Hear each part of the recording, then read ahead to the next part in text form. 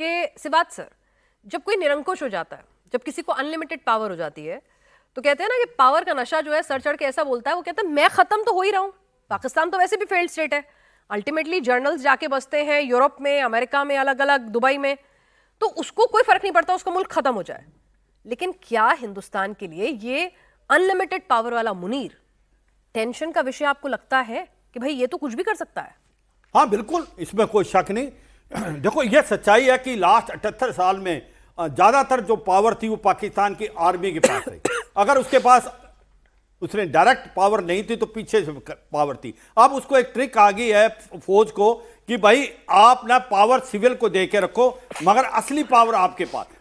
पाकिस्तान में जो असली पावर इस्लामाबाद से नहीं फ्लो करती, वो जनरल हेडक्वार्टर रावलपिंडी से होती है। यह सच्चाई है कि आज भी पाकिस्तान की आर्मी एक पैरेलल इकॉनमी चलाती है। उसका जो फौजी फाउंडेशन है वो 188 बिलियन डॉलर का एक बिजनेस चलाता है। कोलगेट से लेके सीमेंट, रियल एस्टेट से लेके बैंक, वो सारा का सारा पाकिस्तान की फौज चलाती है। मगर यह सच्चाई थी कि अभी तक जो भी उनका चीफ ऑफ आर्मी स्टाफ था, chief of air force staff, chief of now staff, वो एक प्रकार आंसरेबल थे, एक काम करने की डेमोक्रेसी थी। मगर जब से इसको आर्टिकल 27 करके वो लेके आए हैं अमेंडमेंट, तो सच्चाई है कि ये चीफ ऑफ डिफेंस फोर्सेस जो बन गए हैं वो एक प्रकार सारी पावर उनके पास आ गई। आर्मी, एयरफोर्स, नेवी के चीफ भी उनके हैं, उनको लीगल इम्यूनिटी भी है, वो जिंदगी भर के लिए फील्ड मार्शल रह सकते हैं। तो ऐसे में यह सच्चाई है कि एक आदमी के पास इतनी पावर, वो भी न्यूक्लियर का जो बटन है वो भी अब आसिम मुनीर के हाथ होगा। तो यह सच्चाई है। वो भारत के लिए क्या चिंता का विषय है? भारत के लिए चिंता का विषय है कि वो अब अपने एग्जिस्टेंस के लिए आतंकवाद को बढ़ाएगा, क्योंकि उसको पता है कि अगर फुल फ्लैज लड़ाई होती है, कन्वेंशन लड़ाई में पाकिस्तान भारत के आगे घुटने टेक देता है। 4 दिन के अंदर उसने आपके जो ऑपरेशन सिंदूर में थे घुटने टेक दिए। 1971 में हमने उसके 2 टुकड़े कर दिए, ईस्ट पाकिस्तान बांग्लादेश बना दिया। तो वो जो नया टाइप का वारफेयर है, जिसको hybrid warfare, bleed India with 1000 cut, वो आतंकवाद बढ़ाएगा। अभी आपको देखोगे आतंकवादी घटनाएं जम्मू और कश्मीर में बढ़ेंगी। और यही नहीं, जो ये और रेड फोर्ट में हुआ है, ऐसी कार्रवाई और जगह भी होगी, क्योंकि इसके तार जो है वो जुड़े हुए हैं पाकिस्तान के जैसे मोहम्मद और ISI से। यूं तो वो तुर्की जो उकासा है, जो तुर्की में बैठा है, कुछ अफगानिस्तान में, ये सब मुखड़ा है, असला जो करार है वो ISI करार है। तो ये मैं सोचता हूं आने वाले टाइम में 4 चीजें होंगी। एक तो आतंकवाद बढ़ेगा, एक पाकिस्तान की फौज भी बोल्ड होगी, वो भी कहीं ना कहीं लाइन ऑफ कंट्रोल पे एग्रेसिव होने की कोशिश करेगी। और तीसरा ये बात सोचोगे कि अमेरिका इसको हो सकता और सपोर्ट करे, क्योंकि अमेरिका के साथ उसके रिलेशन बढ़ते जा रहे हैं। जब से आसिम मुनीर के पास पावर आई है तो डोनाल्ड ट्रंप खुश हैं, क्योंकि आसिम मुनीर जो है डॉलर के लिए कुछ भी कर सकता है। क्रिप्टो करेंसी, आपका जो क्रिटिकल मिनरल का व्यापार, पसीना जो आइलैंड है वो भी ये दे देंगे। वो बेसिस देंगे अफगानिस्तान और ईरान पे और चाइना और अफगानिस्तान पे एक प्रकार सर्वेलेंस करने से ये भी कार्रवाई होगी और पैसा आएगा मॉडर्नाइजेशन का। और तीसरा, सऊदी से बहुत पैसा आएगा, क्योंकि इन्होंने जब से साइन किया है ये आपका डिफेंस पैक्ट, वो आपको फौज तो नहीं भेजेगा। अगर भारत और पाकिस्तान का युद्ध होता है तो मुझे लगता नहीं कि सऊदी अरेबिया डायरेक्ट फौज भेजेगा, मगर यह सच्चाई है वो पैसा देगा मॉडर्नाइज करने के लिए, ये और हथियार खरीदेगा। तो ये तो टेंशन की बात है सर, जो आप कह रहे हैं। घंटी है तो सिवात सर जो कह रहे हैं ये तो यकीनन टेंशन बढ़ाने वाली बात है कि निरंकुश मुनीर हिंदुस्तान के लिए एक बहुत बड़ा सरदर्द है। सर क्या करें इस सरदर्द का? कुछ तो इलाज करना पड़ेगा ना दत्ता साहब, क्या करें? बिनाज, देखिए ऐसा है, कितने आए और कितने चले गए पाकिस्तान में। अगर मैं आपको हिस्ट्री में सुनाऊं, अयूब खान फौजी बन गया फील्ड मार्शल का, उसका बन गया प्रेसिडेंट। ज़िया-उल हक, वो उसने मार्शल लॉ लगाया, पूरी पावर उसके हाथ में थी। क्या असर हुआ उसका? किसको मालूम है ज़िया-उल हक को क्या हुआ?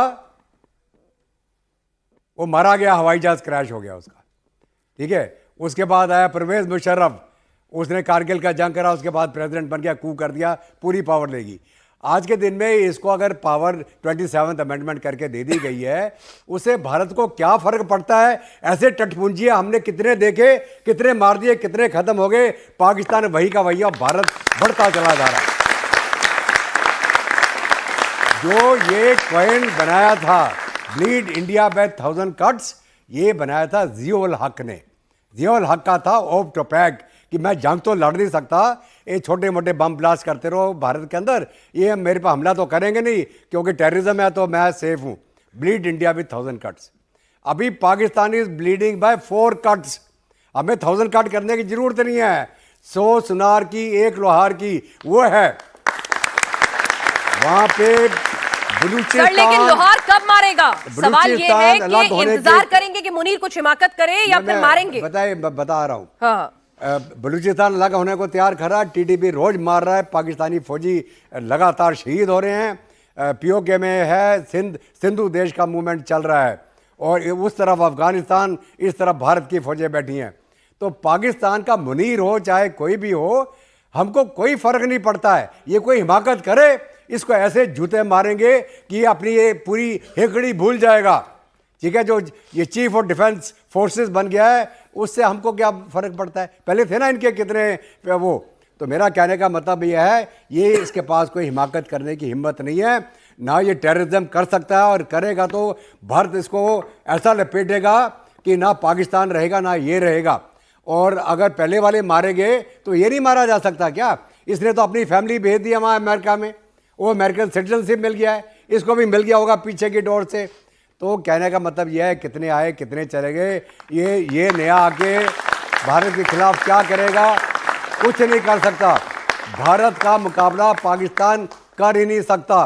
वो सिर्फ पावर में लेने के लिए जो पाकिस्तान की अवाम है उनको भारत का डर दिखाते हैं, भारत की फौज आ जाएगी। मैं पाकिस्तान की अवाम को बोलता हूं, मुनीर को हटाओ, हम गारंटी देते हैं कि भारत की फौज एक कदम नहीं रखेगी पाकिस्तान की जमीन के ऊपर। पीओके हमारा है, वो हम लेंगे। ठीक है, ये मेरी गारंटी है पाकिस्तान को।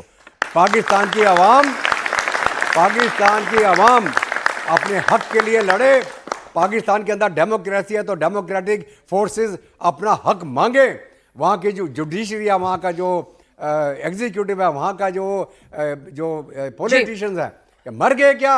चूड़ियाँ पहन ली इन्होंने। शर्म आनी चाहिए पाकिस्तानियों को। आपको ये 2 टके का जर्नैल आपको भेज के खा रहा है और आपको शर्म नहीं आ रही है?